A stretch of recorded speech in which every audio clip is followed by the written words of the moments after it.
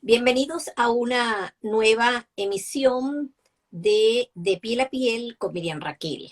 Este en vivo es particularmente importante por la connotación, por el efecto que tiene sobre los niños y sobre el núcleo familiar cuando nace en algún hogar un bebecito con el labio o el paladar hendido, que puede ser, ya lo vamos a desarrollar con nuestro invitado, el doctor Alexis Riquel, puede ser múltiple, puede ser uno solo, pueden ser ambos, puede ser de un solo lado, de ambos lados. El caso es que esto es un trastorno o digamos un síndrome, es catalogado como un síndrome dismórfico de múltiples anomalías congénitas de base genética. Es decir, que el trastorno es durante el embarazo, pero en algunos casos, aunque aproximadamente un 10% se considera algo bajo, se sabe que tiene el carácter genético, es decir, que algún familiar también lo ha presentado. Entonces es un síndrome que no se asocia con discapacidad intelectual. Bienvenido, doctor Alexis Riquel. Alexis José Riquel Navarrete. Voy a comenzar presentándolo. Por lo que no dije la vez pasada, el doctor fue presidente de la Sociedad Venezolana de Cirugía Pediátrica. Sí, ha sido formado como médico y como cirujano pediatra en la Universidad de los Andes en Venezuela, con posgrado de urología y de cirugía plástica reconstructiva en la Universidad La Sapienza en Roma, Italia. También el profesor ha sido jefe de servicio de cirugía pediátrica en el Hospital Alfredo von Grieken en Coro y profesor de posgrado y además fundador del posgrado de cirugía pediátrica en la Universidad Francisco de Miranda en Coro, Venezuela. Por si fuera poco, también es fundador y director de la Unidad de Cirugía Ambulatoria y Centro Pediátrico Privado en el Estado Falcón, en Venezuela, y en este momento se encuentra en la ciudad de Barcelona, en España, desde donde él está conectándose, y mi persona aquí en Toledo.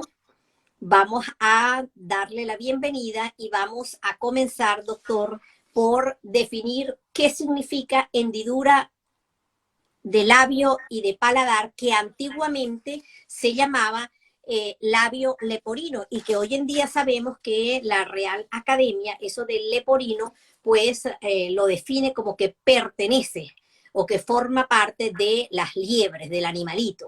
Entonces no debería utilizarse el término. Bienvenido, doctor. Bueno, gracias por la invitación y sobre todo por enfocar este tema que es muy importante.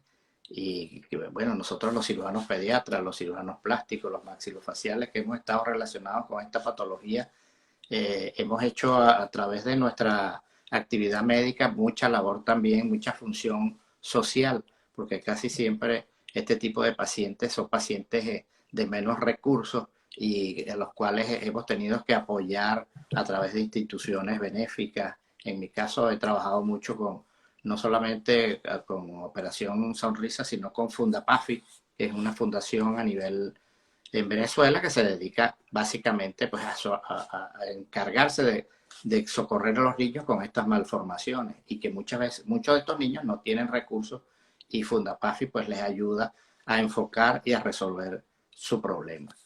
Y como tú decías, lo primario es definir qué es la hendidura labiopalatina, porque se le había dado muchos nombres o sobrenombres, como el que mencionaba del labio leporino, que se ha abandonado porque se relacionaba mucho con patologías que se veían sobre todo en algunos animales, específicamente, como decían, las liebres, los conejos, tenían como una especie de hendidura labial y por eso de allí deriva el nombre del labio leporino, pero que fue desechado y actualmente pues, se le conoce como hendidura labiopalatina.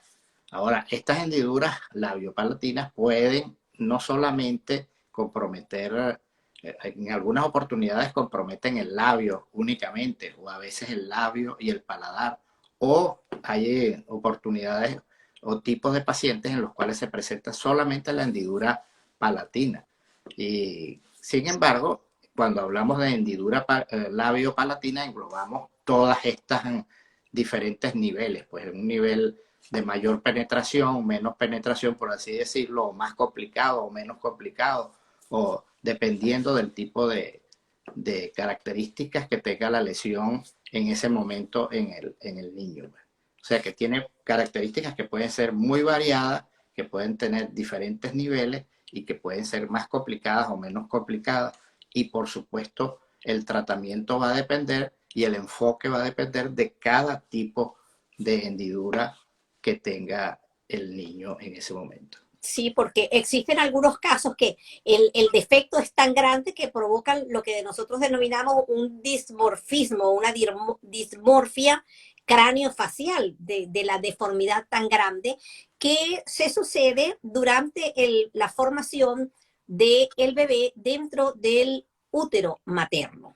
¿Cuáles son los factores predisponentes? Porque llama muchísimo la atención, doctor, que países como España incluso, según algunos cirujanos plásticos de aquí, españoles, que se dedican a, o muy especializados en hendidura de labio y paladar, y algunos en México hablan de que el porcentaje de afectación de niños es tan alto como de 1 en cada 700, 750 casos, que eso es bastante elevado. Pasa que antiguamente los veíamos deambular, los veíamos grandes por las calles, veíamos al niño que en Venezuela y en algunos países latinoamericanos se le denominaba como chingo, porque es una de las consecuencias en el retardo en la intervención quirúrgica de estos niños, y entonces voz nasal por el defecto. Entonces, ¿cuándo se sucede esta alteración y qué factores predisponen a que un niño pueda nacer con esos defectos? Sí, comentándote que el labio paladar hendido tiene es una patología que se genera desde el punto de vista embriológico aproximadamente alrededor de la sexta o séptima semana del desarrollo embrionario. Y se desarrolla el defecto, se desarrolla a partir de alteraciones que ocurren en los primeros arcos branquiales, arcos y hendiduras branquiales, que su formación, esos arcos branquiales son los que van a dar origen prácticamente a toda la estructura de la cara, y maxilar superior, maxilar inferior, etc. Y ocurre en ese momento de la vida, entre la sexta o séptima semana. Por supuesto, como tú dices, los factores que influyen son múltiples. Es una patología que es multifactorial. Se han involucrado problemas de tipo genético en algunas, pero muy raros casos, pero también existen muchos factores externos que pueden condicionar la aparición de las hendiduras labiopalatinas. Por ejemplo, uno de los grandes problemas que se le ha enfocado a esta patología es las deficiencias de vitamina B y de ácido fólico. Se ha determinado que las deficiencias, inclusive se ha visto que mujeres que van a salir, se les recomienda, mujeres que van a salir embarazadas, comenzar a ingerir complejo B y ácido fólico. ¿Por qué? Porque el ácido fólico ha estado muy relacionado no solamente con el labio del paladar hendido, sino inclusive con problemas a nivel de De toda la columna. columna. Exacto. Entonces, esos factores influyen muchísimo y son uno de los factores que más se han involucrado. Sin embargo, por supuesto, la edad materna, factores como, por ejemplo, el consumo de ciertas drogas, vamos a llamarlo alcohol, tabaco, cocaína, heroína, factores como, por ejemplo, la exposición a ciertos medicamentos como los barbitúricos que consumen muchos Para la pacientes, epilepsia. para pacientes epilépticos, se han relacionado con este tipo de problemas. Los órganos fosforados. Hay regiones en Venezuela que abundan, que tienen una mayor prevalencia, como ocurre en los llanos, en Barinas, en Acarigua, en Guanare, porque en esas zonas de cultivo, pues las personas están más expuestas a esos órganos fosforados y se han relacionado con la aparición de este tipo de problemas. Los rayos X, las radiaciones ionizantes, o sea, existen muchos factores externos que se pueden relacionar con esta patología. Y otra cosa importante, el labio y el paladar hendido puede estar presente o relacionado con otras 400, alrededor de 400 malformaciones, llamémosla de pulmón, de corazón, de otras áreas del organismo. O sea que es una patología que puede acompañar otras muchas malformaciones. Entonces, Y, y- y es, es tan importante que yo escuchaba a un cirujano plástico mexicano en un congreso que él decía, cuando le preguntaban que por qué era tan grande, tan alta la incidencia de esos casos en México, y él decía que también se debía a la mala calidad de la alimentación, por supuesto a lo que usted hacía referencia, donde no tenemos las cargas o los requerimientos de esos complejos vitamínicos en dosis adecuadas. Y en una oportunidad leí un trabajo de investigación donde recomendaban la ingesta del ácido fólico no solamente para la mujer que pensaba y que se debía, que es el deber ser, prepararse para tener un bebé, para salir embarazada, sino a la pareja. Y no tomarlo cuando, como hace la mayoría, bueno, mira, ya se dan cuenta a los 2 o 3 meses de gestación y ya ese periodo embriogénico ha pasado. Por eso es tan importante que los médicos, que sé que hay médicos aquí con nosotros acompañándonos, pero el público en general tenga presente que lo correcto sería la planificación de ese embarazo y comenzar a tomar meses antes de salir la persona, la mujer embarazada. Y que se debería tomar la pareja, ni siquiera solamente la mujer, sino la pareja. El ácido fólico antes, durante la concepción y por supuesto durante todo el embarazo. sí, no, eso es correcto. Y el, Y en cuanto a la prevalencia que mencionaba, más o menos la prevalencia a nivel mundial es de 1 por 1000 nacidos. Sin embargo, México, que tú lo mencionaste, México es uno de los países con una relación 1 por cada 800. O sea, es la comunidad más grande en el mundo que tiene una mayor prevalencia de pacientes con labio y paladar hendido. Sí, Y hay, hay, Venezuela, hay, hay Venezuela publicaciones está que por hablan allí. entre los 800, los 1600, en fin, lo que yo he leído o recuerdo es más o menos cifras bastante altas también como incidencia aquí en España. En el canal de YouTube de Piel a Piel, que los invito a suscribirse, tienen un vídeo sobre el humo del tabaco y la repercusión sobre la salud específicamente de los niños, pero sabemos que es a nivel general, y llega tan allá que esas madres que están expuestas al humo de segunda y tercera mano, es decir, Ujú. que no son fumadoras, pero que tienen un marido que fuma, o tienen las abuelas, que aquello es triste, pero es dentro de las casas, ellas están fumando. Y ese humo de segunda y tercera mano, esos más de 4.000 productos de degradación de la nicotina y del tabaco en sí, van a propiciar que el bebecito tenga malformaciones, incluyendo esta de hendidura de labio y paladar. ¿Cómo se hace el diagnóstico, doctor? Mira, en respecto a eso, quiero comentarte que es sumamente importante el control prenatal. O sea, este es un problema que deberíamos hacer el diagnóstico prenatalmente. ¿Por qué deberíamos hacerlo Es decir, con prenatalmente? el bebé en la barriga. Con el bebé en la barriga. Deberíamos hacerlo prenatalmente, ver los antecedentes del padre, de la madre, como mencionamos, si un hermano de la madre o del padre o familiares directos, el padre o la abuela, familiares directos han tenido antecedentes de paladar hendido, labio, paladar hendido, por supuesto vamos a tener una frecuencia muchísimo mayor, entre un 15, casi hasta entre un 10 y un 15% de probabilidad de que ese niño con esos antecedentes Sí. tan directos pueda tener un labio y paladar hendido. Ahora, el diagnóstico deberíamos hacerlo prenatalmente, por eso es importante el control prenatal y el ultrasonido prenatal que se deben hacer. Ya existe pues un consenso de que deben realizarse por lo menos 3 ultrasonidos prenatalmente, uno entre las 11 y las 14 semanas, otro entre las 18 y las 22 y otro entre las 32 y las 36. ¿Por qué? Porque cada uno de esos marca un momento en que podemos hacer un diagnóstico importante. Por ejemplo, ya sabemos que alrededor de las 18 semanas, entre las 18 y 20 semanas, ya se puede hacer el diagnóstico.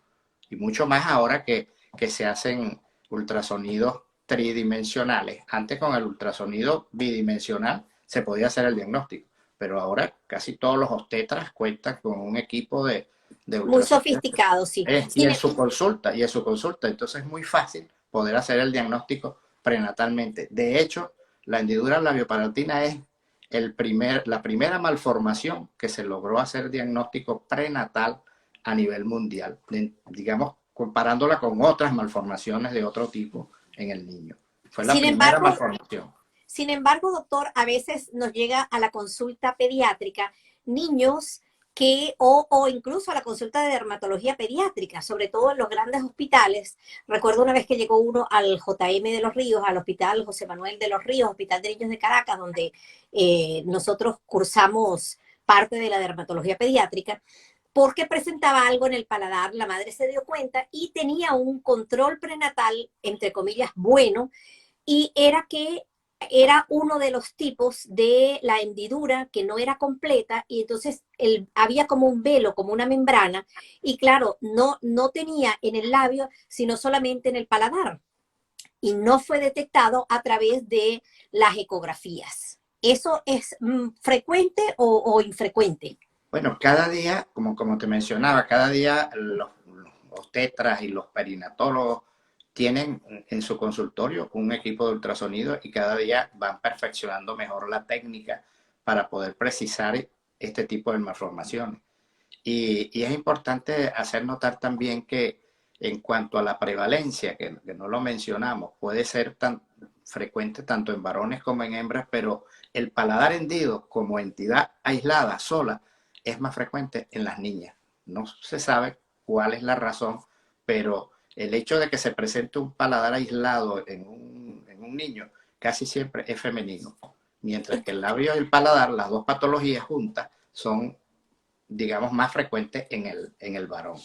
Pero, Entonces, la importancia del diagnóstico dentro de la barriga de la madre, in útero, prenatal, eh, va de adelantarnos o preparar a los padres para saber que es un problema que debe ser evaluado por un equipo multidisciplinario donde entrarían los cirujanos pediatras como usted, los cirujanos plásticos reconstructivos como usted o los cirujanos maxilofaciales, entre otras especialidades.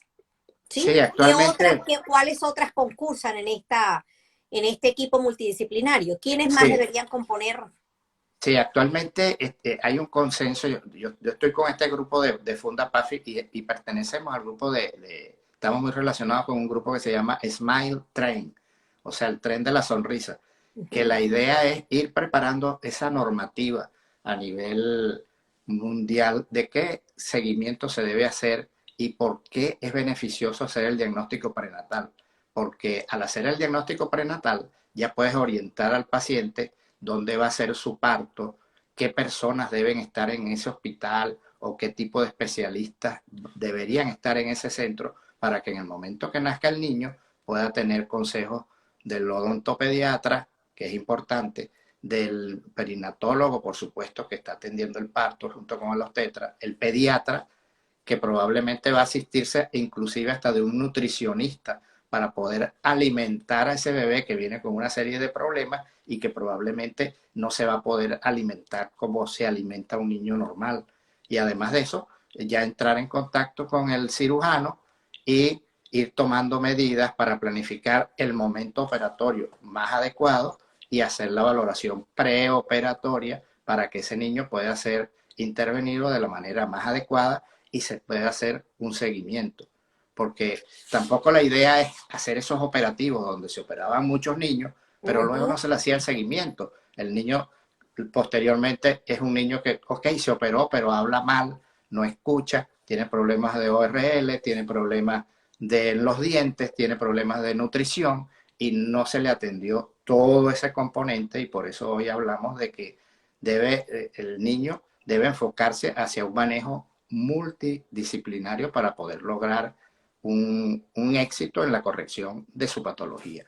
Es Y lo que... sobre todo para convencer a los padres, no tanto convencerlos, porque muchas veces ellos saben y sienten la necesidad de ayudar a sus niñitos, pero como que no hay ese apego a seguir esa constancia, porque esto amerita constancia, dedicación, disciplina en acudir a todas las consultas, porque como decíamos, el terapista del lenguaje, el fonoaudiólogo, el Ujú. foniatra, que por cierto, de piel a piel en YouTube tienen una conversación con María, una audiólogo foniatra espectacular. Hablamos sobre el lenguaje, terapia del lenguaje y trastornos del habla, y la importancia, porque precisamente la fonación y la posibilidad de poder pronunciar bien y no quedar hablando a través de la nariz, tiene que ver con el desarrollo del paladar. Y lo otro que decíamos era la parte de psicología, porque vemos que estos niños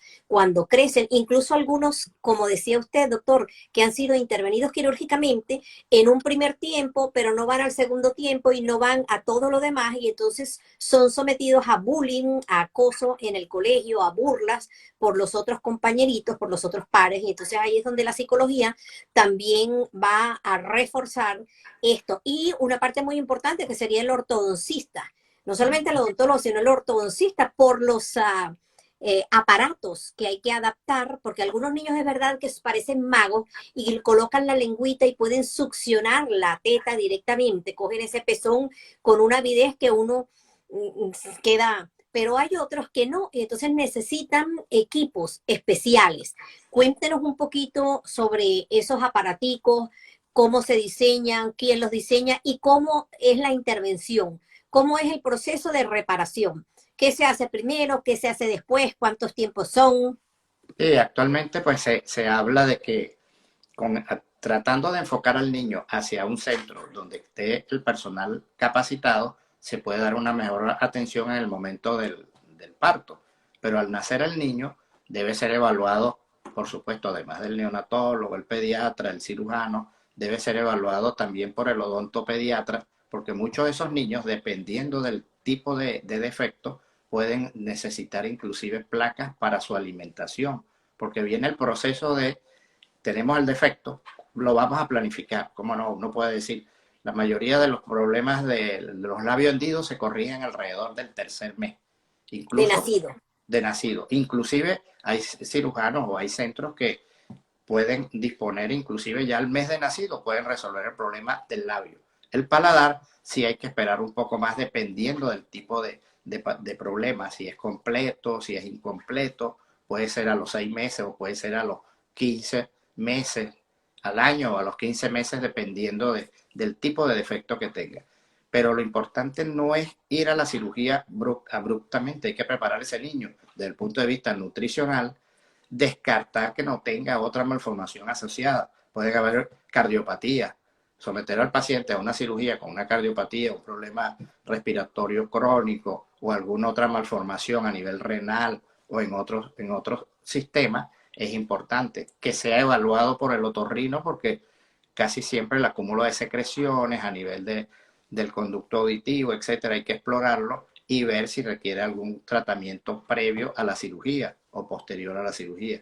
Entonces, más o menos se planifica, se buscan las mejores condiciones, una evaluación preoperatoria adecuada, que el anestesiólogo lo evalúe, que esté en condiciones desde el punto de vista nutricional, que se le haya dado adecuados consejos para la alimentación, porque es importante. Los primeros días son muy importantes porque el niño a veces no toma el pecho y entonces va a necesitar una tetina especial o la mamá va a tener que ordeñarse para dar.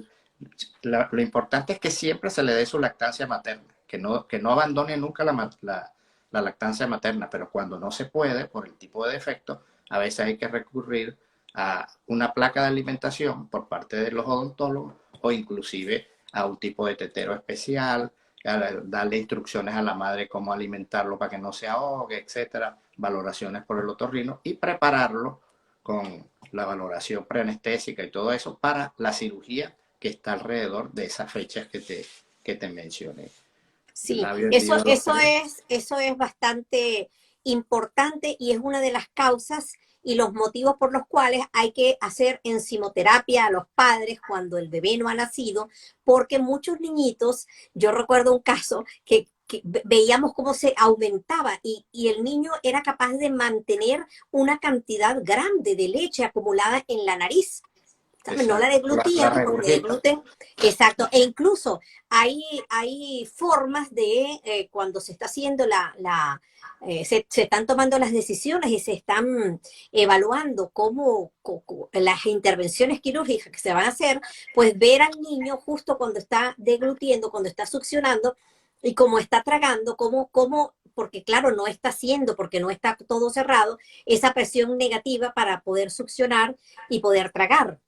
Sí, ese es Eso un también es problema. importante. ¿Esos estudios Sí, se incluyen de rutina o se hacen solamente algunos niños? sí, como te mencionaba, como no toda la patología va a ser igual para todos, no podemos tener, siempre, de repente habrá un niño que tiene un labio y paladar hendido bilateral, con deformación de la premaxila, con la ala nasal desviada, etcétera. A lo mejor ese niño va a necesitar mayor tratamiento de parte del odontopediatra con la placa de alimentación, va a meritar ortodoncia, va a requerir a lo mejor un tipo de tetero diferente al otro, hay que darle instrucción a la madre, porque el gran problema es lograr que esos niños adquieran un peso adecuado. Inclusive ahora se está incorporando a los grupos, no solamente se incorpora al psicólogo.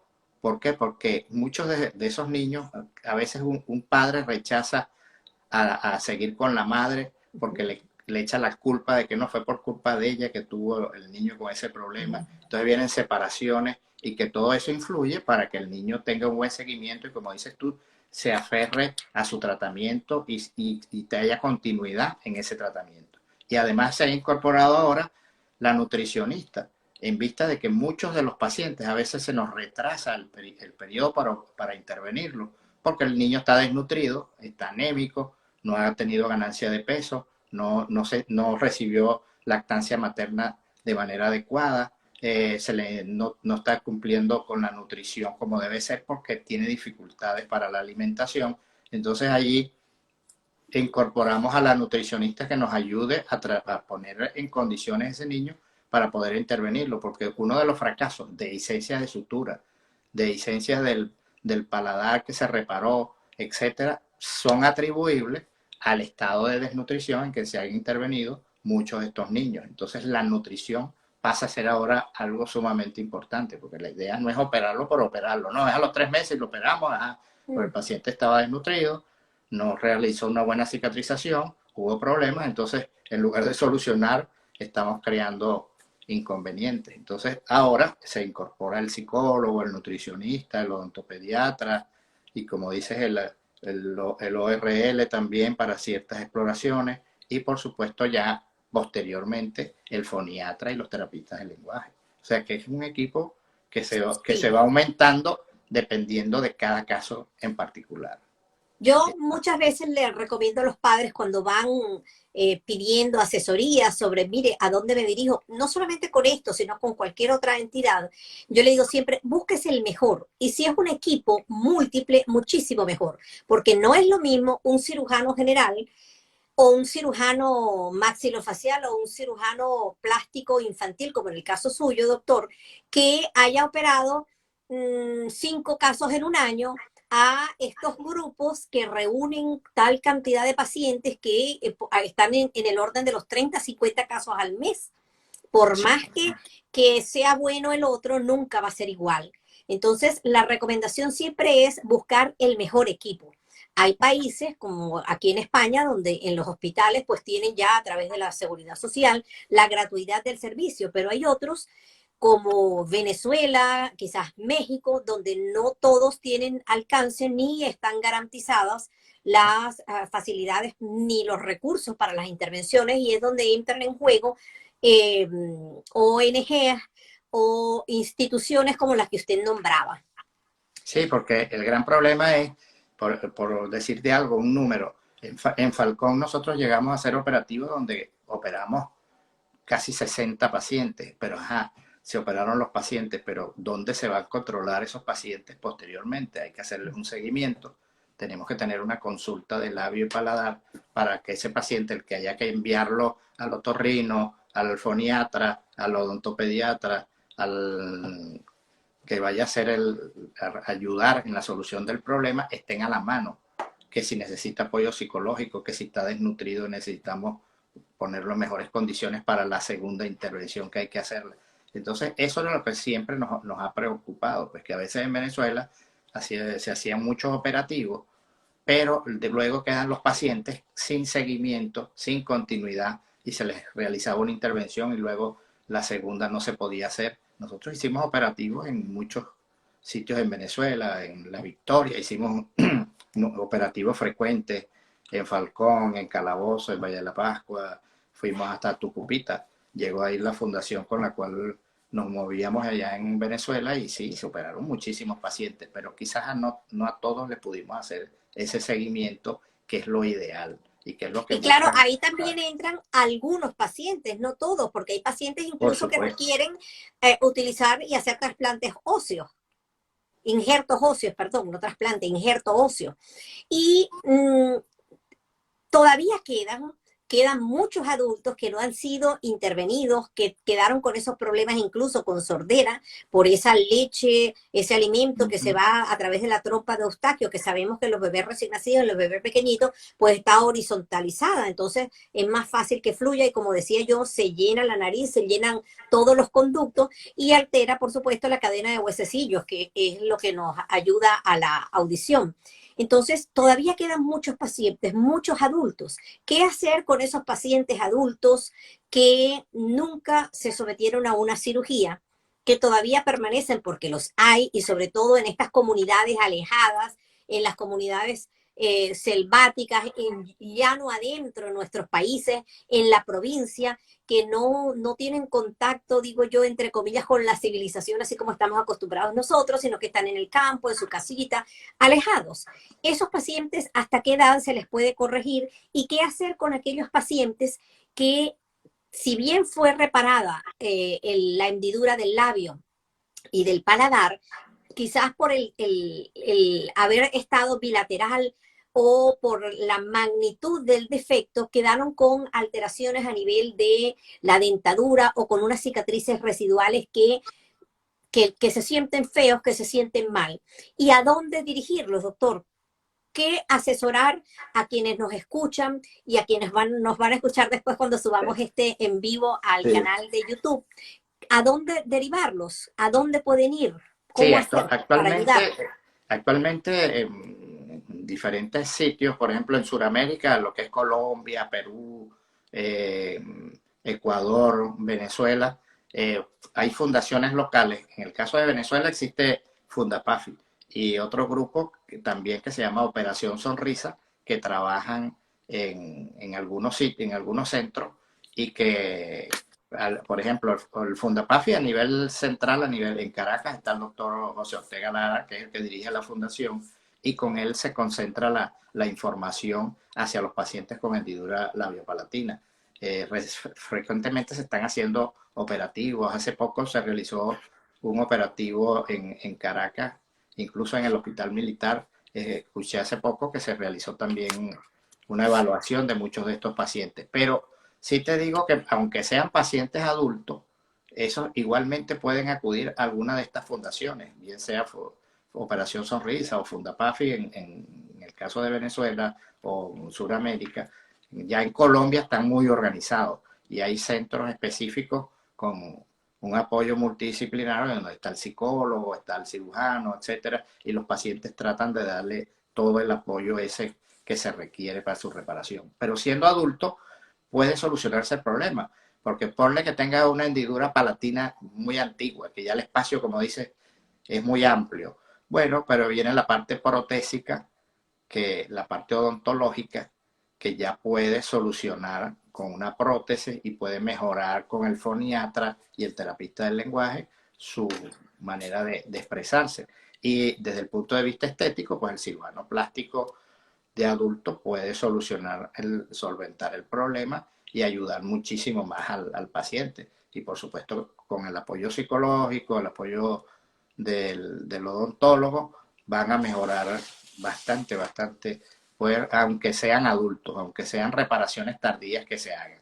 Y por supuesto, te repito, lo más importante, el mensaje más importante es que se deben, cuando haya sospechas de que pueda haber un niño con labio y paladar hendido por los antecedentes de los padres, o simplemente que durante el embarazo el obstetra lo diagnostica, eso es muy importante y de gran valor porque va a servir para que se canalice ese paciente a través de ese equipo multidisciplinario en un centro adecuado y que cuente con los especialistas adecuados para lograr un mejor seguimiento del niño con labio y paladar hendido.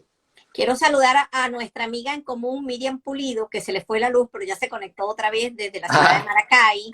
Hay A mi problemas. amiga Sai Rivas, neonatólogo del Hospital Central de Maracay, que actualmente se encuentra en Canadá.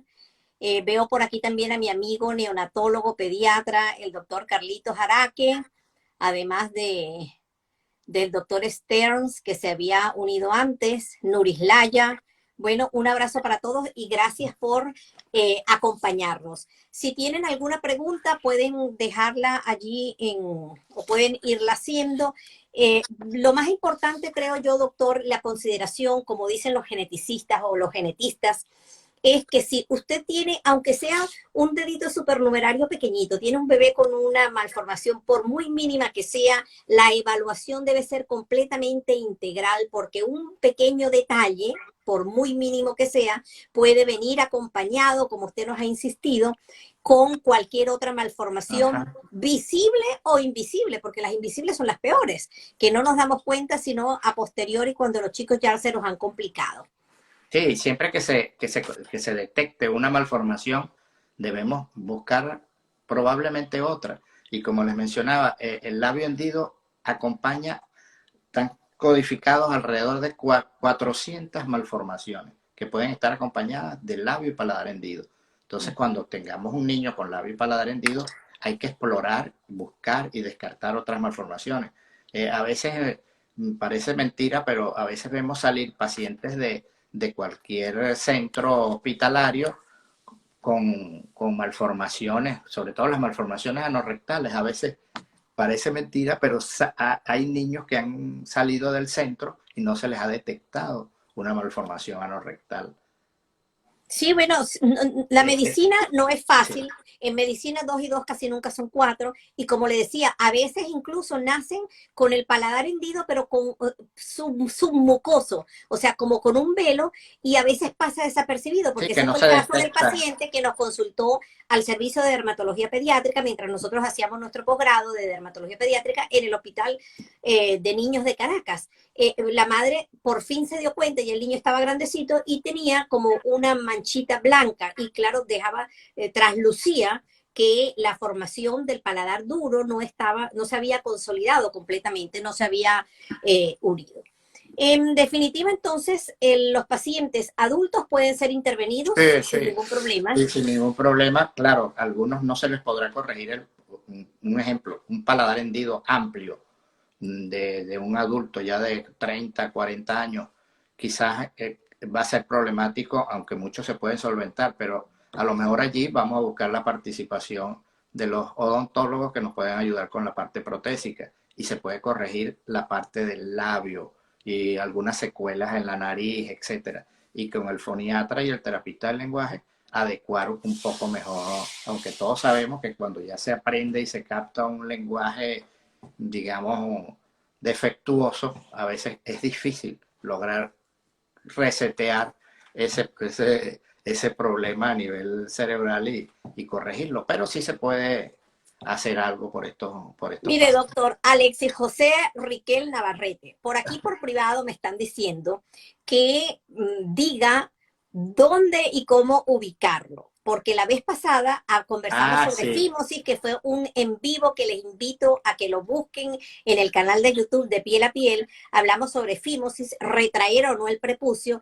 hacer o no la circuncisión, se coloca o no se coloca, no, la cremita de los corticoides. Sí, Ajá, eso quedó buenísimo.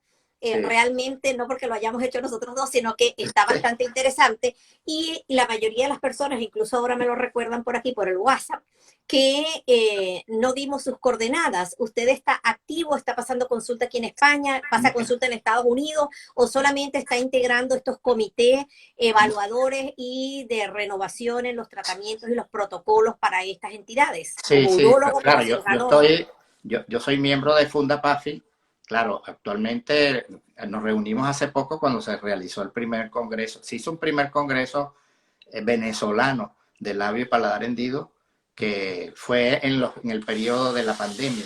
Y por supuesto vivimos en contacto, nos asesoramos con la gente de Smiling Train, algo así como una especie de entrenamiento una vez al mes. Ellos tenemos charlas, gente del Ecuador, de Chile, etcétera. Presentamos unos exámenes como para en el transcurso de un año tener una formación que casi todo el mundo la tenga y sean procedimientos estándares en todos los sitios. Pero a mí, yo tengo ubicación, me pueden ubicar por mi Instagram, que es Riquel Sirupet, arroba Riquel Sirupet.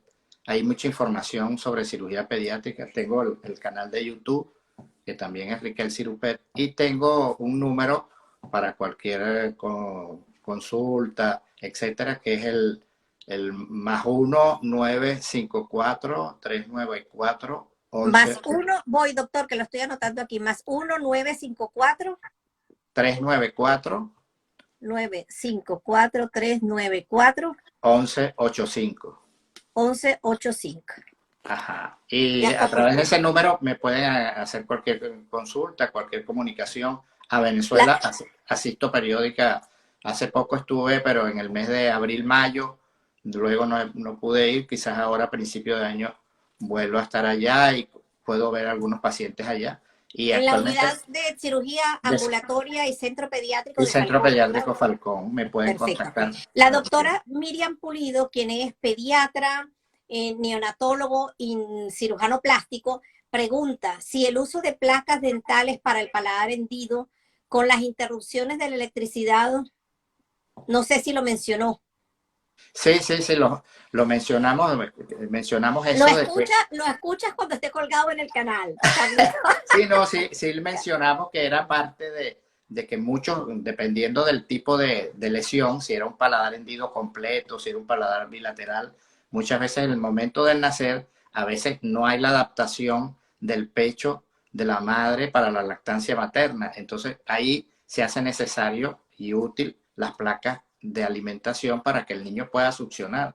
Y muchas veces un biberón adecuado, con una mamila adecuada y unas mamilas que son como esas que usan para alimentar los pajaritos, que la alimentación viene en un solo sentido y el niño con solamente morder la mamila Apretar, sí. sale el líquido sin necesidad de succionar y colocar al niño en 45 grados para evitar que se ahogue, que haya reflujo y todo eso. Pero sí, definitivamente el niño con un paladar hendido y si tiene labio y paladar hendido, pues va a requerir la valoración del odontopediatra y la colocación de las placas. Y posteriormente, dependiendo del defecto, al hacer la cirugía de paladar, va a requerir también tratamiento ortodóntico y otra serie de procedimientos que dependiendo de la penetración del defecto, van a ser mayores o menores. El doctor Carlos Araque, pediatra, neonatólogo, nos saluda desde el Tigre, estado en Suátegui, también es presidente del capítulo regional de esa zona de la Sociedad Venezolana de Puericultura y Pediatría. Felicitaciones Raquel y al doctor Alexis. Y Francis, pediatra, nos saluda desde Ecuador. Un abrazo Francis, gracias por conectarte. Eh, Gracias por esos saludos, gracias. Miriam Pulido, que lo quiere, lo abraza, lo adora, lo Ah, ama. bueno, imagínate, esa es mi amiga del alma. No, no es mi amiga, mi vieja amiga, sino mi amiga de siempre. Tu amiga del alma. Entonces, concluyendo, si usted, las recomendaciones finales, como siempre digo yo, vamos a tratar de hacerlas en conjunto, doctor.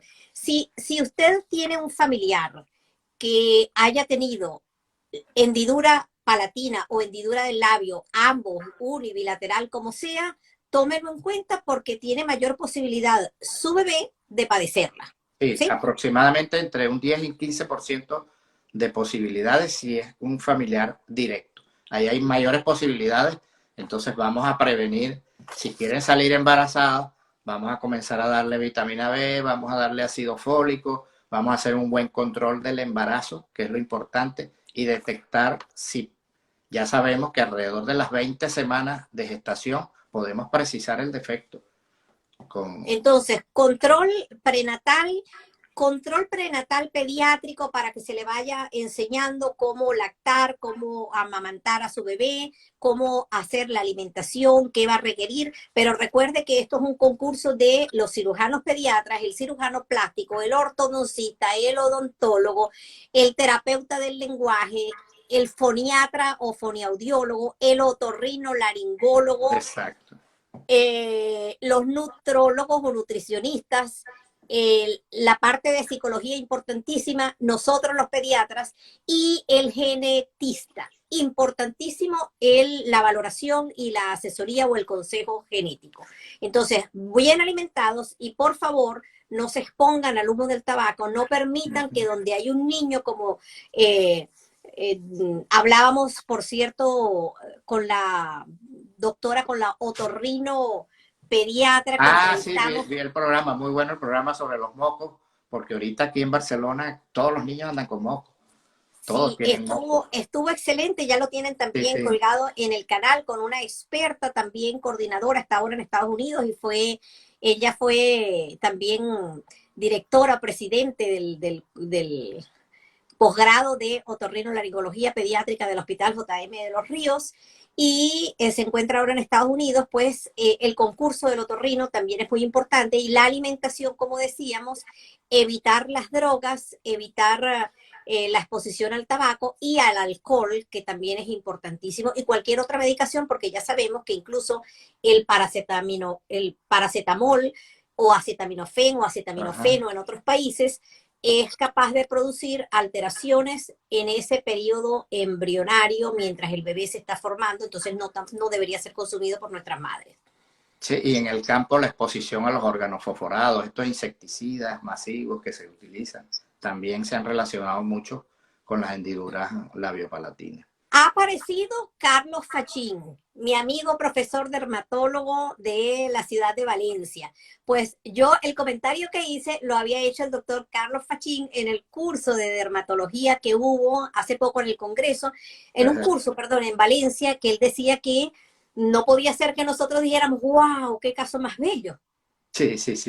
Y claro, no lo decimos con la intención de hablar de belleza de una malformación, lo decimos en el argot nuestro para referirnos a lo interesante o a lo florido de alguna patología. Un abrazo, Carlitos, y espero volver a pasear contigo por París.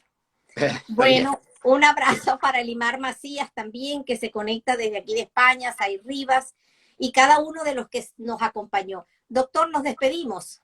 Bueno, muchas gracias por la invitación. Un saludo a todos los amigos que a través de este medio nos hemos logrado saludar o compartir, estrechar lazos, que siempre es importante. Pues definitivamente el ser humano es un ser de comunicación, la parte social es importante.